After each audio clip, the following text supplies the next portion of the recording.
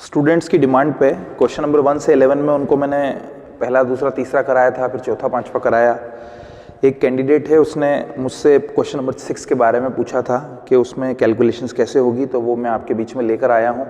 इसके अलावा आगे कुछ सवाल मैंने आपको सॉल्व भी करके दिए हैं, पीडीएफ में भी हैं, उनकी प्रैक्टिस कीजिए।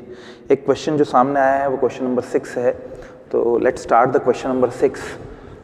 क्वेश्चन नंबर 6 में हो क्या रहा है, पढ़ना पड़ेगा। From the following information calculate the profit from net cash inflow from investment activity. Investment activity का सवाल है। लैंड दे रखी है, प्लांट मशीनरी दे रखा है और लॉन्ग टर्म इन्वेस्टमेंट दे रखे हैं। एडजस्टमेंट में दिया है डेप्रिसिएशन प्लांट मशीनरी का 5000 है।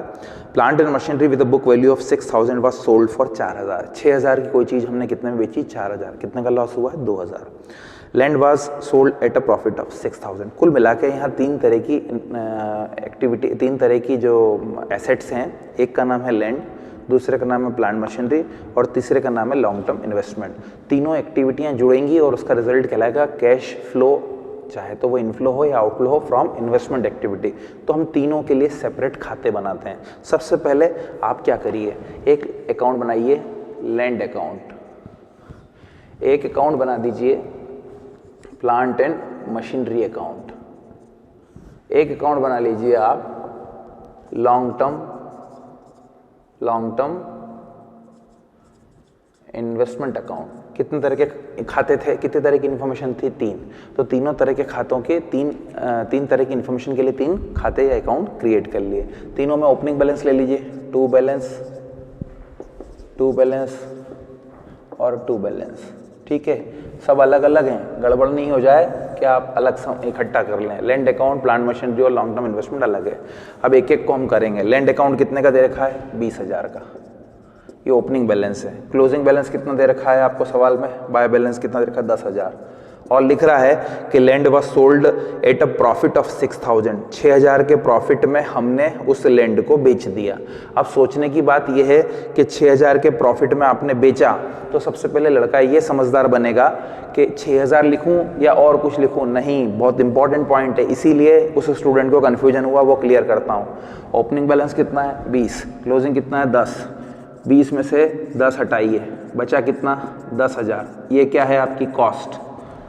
वो कह रहा है सवाल में एडजस्टमेंट नंबर 3 में लैंड जो बेची है उस पर मुनाफा 6000 हुआ, तो कॉस्ट में मुनाफा कितना हुआ, 6000। तो इसका मतलब इशारों में ये हुआ कि सेल कितने की हुई, 16000 की। गलती ये हो रही थी कि वह यहाँ फिगर सही नहीं कोट कर रहे थे, इसलिए आपको लिखना पड़ेगा बाय कैश सेल, और वो सेल कितनी है, इन्वेस्टमेंट की है। कितने का इन्वेस्टमेंट है, 16000 का। अब कोई दिक्कत नहीं है, टोटल लगाइए 26,000 और 6000 का जो आ जाएगा वो 2 करके हम जो लिखेंगे वो 6000 का फिगर काय का आएगा, पी एंड एल का आएगा। 2 पी एंड एल, क्योंकि वो ऑपरेटिंग एक्टिविटी में से लेस होगा। काय का प्रॉफिट है, profit on sale of land. कितने रुपए से होगा, आपको दिख रहा है 6000 रुपये से होगा।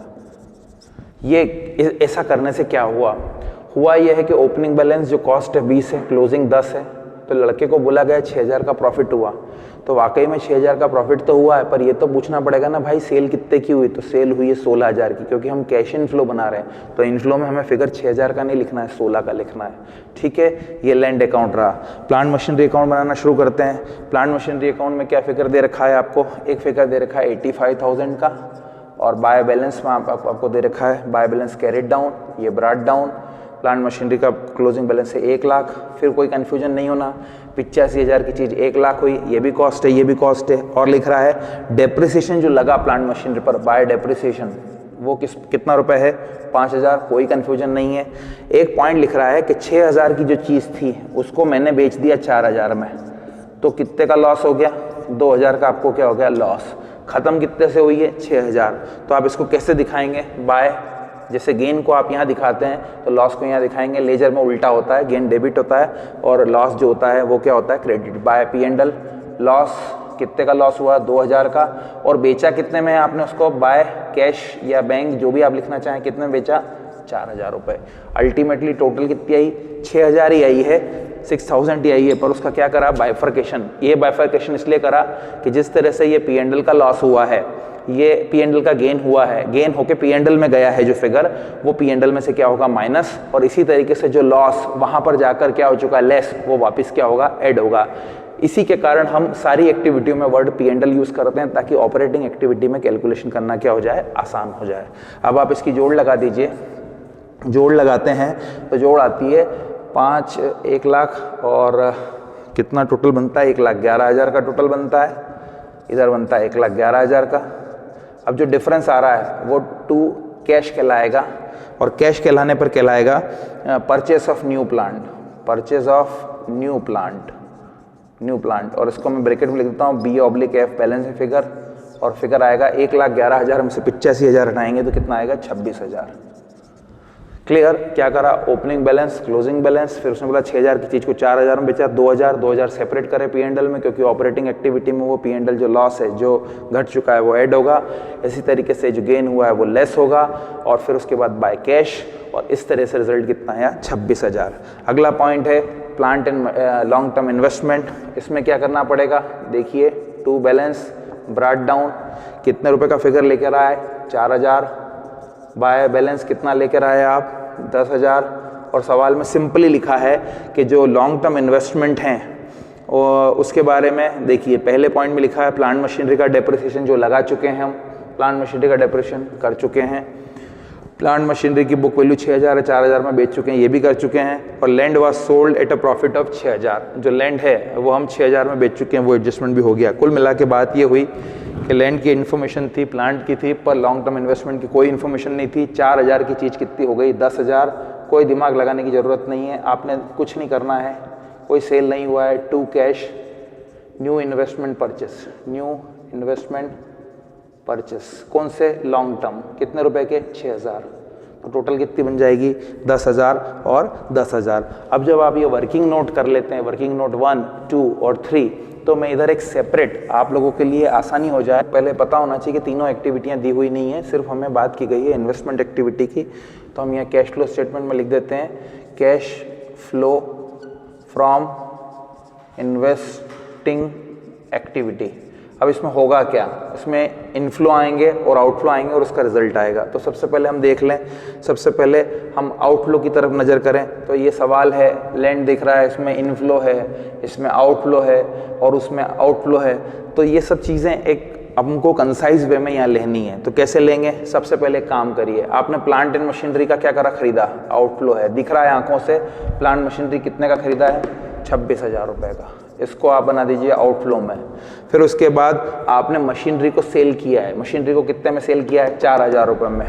प्लांट मशीनरी को क्या करा है, इनफ्लो, कितने में सेल किया है, देखिए आप 4,000 रुपये में। इस तरीके से प्लांट मशीनरी का इनफ्लो आउटफ्लो खत्म हो गया। अब आप आ जाइए लैंड पे। लैंड जो है, लैंड में क्या हो रहा है, आप लैंड को बेच रहे हो, तो फिर वही इनफ्लो का एग्जांपल आ जाएगा। कितने से इनफ्लो होगा, लैंड का 16,000 से, पॉजिटिव साइन जाएगा। लैंड भी फिनिश हो गई, प्लांट भी फिनिश हो गया। अब लॉन्ग टर्म इन्वेस्टमेंट में कितने के इन्वेस्टमेंट हैं, 6,000 के लॉन्ग टर्म इन्वेस्टमेंट। अब ये आउटफ्लो है क्या, हाँ जी आउटफ्लो है। आउटफ्लो कितने रुपए का है, 6,000 का। इसमें भी साइन कौन सा हो जाएगा, माइनस का। जितने भी ये ब्रैकेट लगे हुए हैं ये आउटफ्लो हैं, और किसी स्टूडेंट को लगता है कि वो कंफर्टेबल नहीं है ब्रैकेट लगाने के लिए, तो ये चॉइस है, वो माइनस का साइन, ये प्लस का साइन, ये प्लस का साइन और ये माइनस का साइन लगा है, कोई दिक्कत नहीं है। प्लस आएगा तो इनफ्लो है और माइनस आएगा तो आउटफ्लो। टोटल लगाइए, 26,000 माइनस में, 4,000 प्लस में, 16,000 प्लस में, 6,000 माइनस में। कैलकुलेटर पे हम जोड़ लगाते हैं, 16 और 4 20, 20, 26,000 और 6 कितना हो गया, 26,000 और 6,000 आउटफ्लो 32,000 माइनस हमारा कितना 20,000। कुल मिला के हमारा जो आंसर आ रहा है वो 12,000 रुपये आ रहा है, वो भी नेगेटिव आ रहा है, 12,000 रुपये माइनस आ रहा है। मतलब हम लिखेंगे cash outflow, cash outflow from which activity, investing activity.